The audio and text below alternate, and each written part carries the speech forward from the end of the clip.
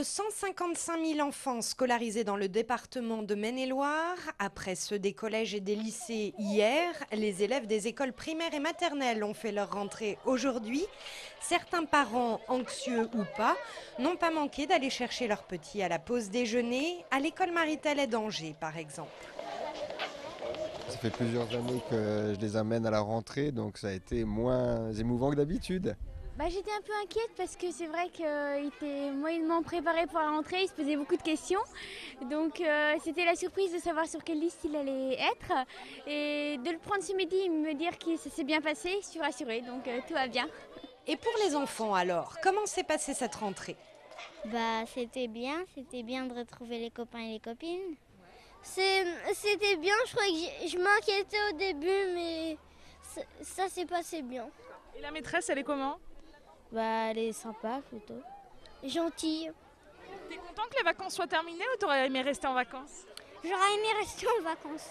Et pourtant, fini les vacances, vite rentrer déjeuner à la maison et revenir à l'école, et ce, pendant les 10 prochains mois.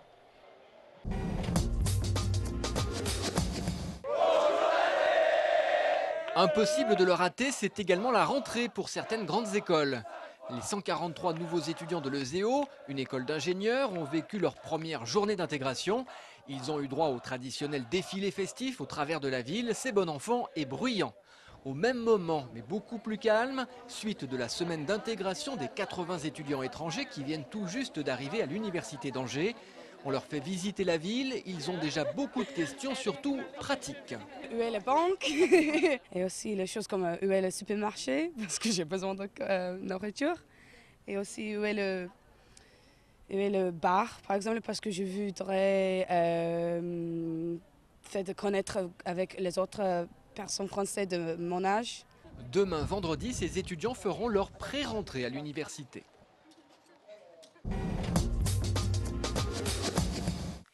Arroser son jardin ou sa pelouse, voilà un geste désormais interdit. Enfin, jusqu'à nouvel ordre, la préfecture du Maine-et-Loire a pris de nouvelles mesures pour économiser l'eau. Il a très peu plu cet été et aujourd'hui, le niveau des bassins et des rivières du département a atteint un seuil critique. Parmi les communes concernées par la mesure, Mur-et-Rigné. Pour le maire, cet arrêté préfectoral est l'occasion de réfléchir sur la gestion globale de l'eau. On est en plus dans un département qui a beaucoup de rivières et qui a notamment aussi souvent des crues l'hiver et en même temps qui peut s'assécher l'été. Donc il faut travailler sur la récupération des eaux quand il y en a beaucoup, notamment les réserves collinaires, et pas revenir sur les barrages parce que là on sait que les barrages cassent la qualité et participent à l'eutrophisation. Mais sur les réserves collinaires, sur les récupérations, par exemple ici vous avez la récupération des eaux pluviales de tout le toit de l'hôtel de ville. Et vous voyez qu'il reste encore de l'eau et on s'en sert pour arroser. Et on a le droit, dans l'arrêté d'ailleurs préfectoral, on a le droit de se servir ce style d'eau. L'interdiction préfectorale concerne tous les usages dits non prioritaires, comme l'arrosage des espaces verts, le lavage des véhicules ou encore le remplissage des piscines. Françoise, elle, a trouvé la solution. Cette habitante de Mur-et-Rigné a la chance de disposer de plusieurs puits et de retenues d'eau. Bien sûr, il n'est pas question de prendre l'eau de la ville. D'abord sur la question bien sûr écologique, mais également rentabilité, parce que je crois que c'est hors de question au prix de l'eau de la gaspiller pour arroser une pelouse.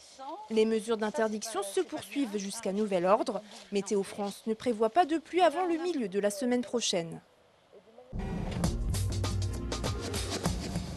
Marc Cabane, le préfet de Maine-et-Loire, était aujourd'hui à Paris, au ministère de l'Intérieur, où il a reçu les honneurs de Brice-Hortefeux. En question, les bons chiffres cette année de la criminalité en Anjou. Ils ont baissé de 8% par rapport à 2008, ce qui place le département parmi les 5 meilleurs départements de France. Marc Cabane participait aujourd'hui à une réunion sur la délinquance. Son but, trouver des solutions applicables à l'ensemble du territoire français. Angers est une vraie terre de basket. Vendredi soir, pour la reprise du championnat de National 1, on verra deux clubs angevins évoluer au même niveau, l'ABC et Saint-Léonard, deux clubs très différents.